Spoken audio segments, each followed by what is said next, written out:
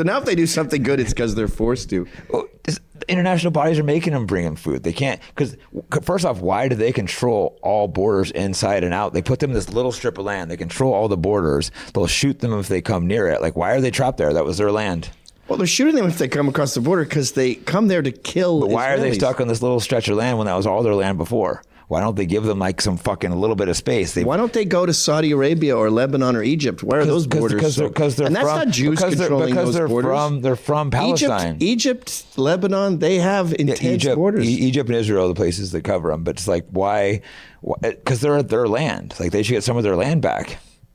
Like, that's where they're from. Why can Jews come in and just take their land and kill them? Imagine if they came here and just started killing us. Would you be like, we did that. We had a war with the British. And we lost 40,000 men. We had a 300-year war with the Indians. We've all been doing this. This is a thing that countries do. These guys are currently still doing this. Like, we haven't done this in hundreds. The rest of the modern world has moved away from like genocide doing this stuff.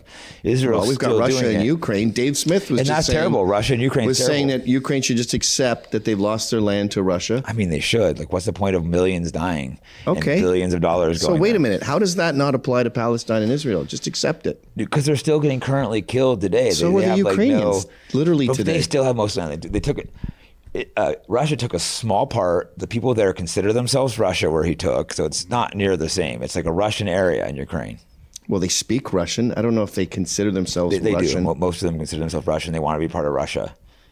So it's more like the Poland thing. When Hitler took part of Poland, the people wanted to be part of Germany. It's very similar to that. It's like saying the Falklands wanted to be part of Argentina. I don't know anything about that case, so I don't Spanish. Know. No, these people did want to be part of Russia, though. It's like you can look at the polls and see that. The people living there are fighting with the Russians against the Ukrainians. So they're dying to be independent and well, not independent. I don't know the exact details of it, but they want to be part of Russia. The majority of the people who live in those spots, they don't want to be part of Ukraine. All right, look. Like, I just want no involvement in that war. That's my case in that war. And you know, I'm glad you brought that up, because there are so many Israelis who agree with you, who don't want the $3 to $8 billion a year. They go, we've got our own industries now. No, in that war I disagree. I want America to support Palestine. Oh, wow. I would like to see regime change in Israel. I would like to see them not be allowed to have a military. I'd like to see Mossad dismantled.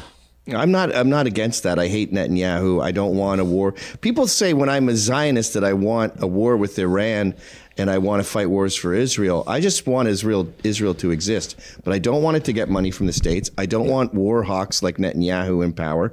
And I do not want to go anywhere fucking near a war with Iran. No, it's retarded. They're trying to push us into it. They're trying to make it illegal to burn an Israeli flag. You saw that, right? No. But we can burn an American flag. They're trying to say it's like hate speech.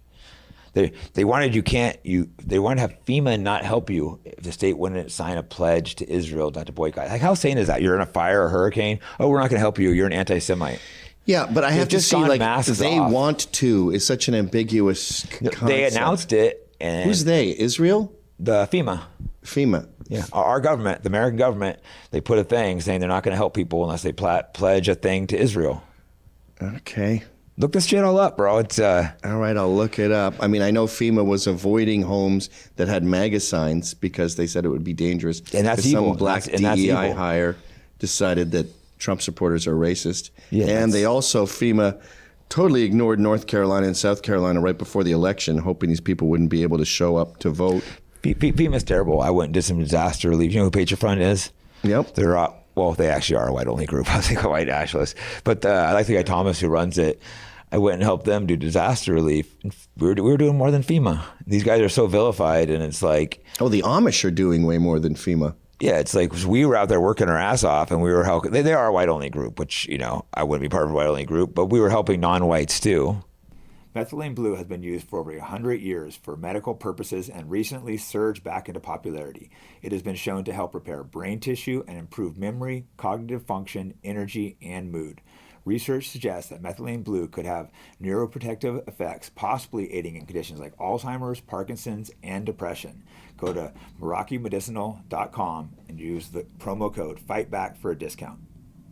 As many of you know, I have many controversial guests, so that comes at a cost of being demonetized everywhere. So if you want to support the program, go to FightBackPodcast.com, and I have all kinds of merch on there, whether it's jiu-jitsu, fighting, political, and other accessories. And thanks for the support. Right, yeah.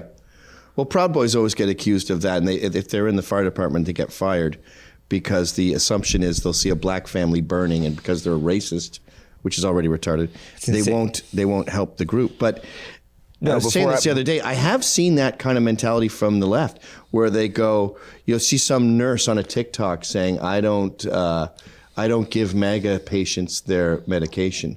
That's evil. Or even in the National Health Service in Britain, they talk about not giving medical aid to racists, whatever that means. So evil. They just decide to find. Yeah, no. When I went out and worked with Pager Fund, I did want to clear. I'm like, okay, but we will help a non-white family if they're in need, right? They're like, yeah, okay, because I'm not going to come out for and like leave a non-white person like stranded. So it's like they prioritize white people, but if someone's in need, they help them. It's like, okay, because I'm not going to come out if we're going to we're not helping that person. They're Asian or something. Yeah, that's bizarre. Okay, piss break. Yeah, we should probably switch away from Israel and do some other topics, because I can talk about Israel for like 4 more hours. All right. Yeah, I can go on Israel for like 5 more hours. Are we still recording? Yeah, we probably should switch up from Israel. I mean, I don't mind, whatever you I want. can go on for hours about. But you know what's funny about our discussion is people will say they'll use me having you on my show as proof that I'm an anti-Semite. Isn't that crazy? I get that because I've had some white nationalists on. They're like, he's a white nationalist. Yeah. I'm very clear I'm not a white nationalist. Well, they clearly just look at the thumbnail of the thing, and then that's all the evidence they need.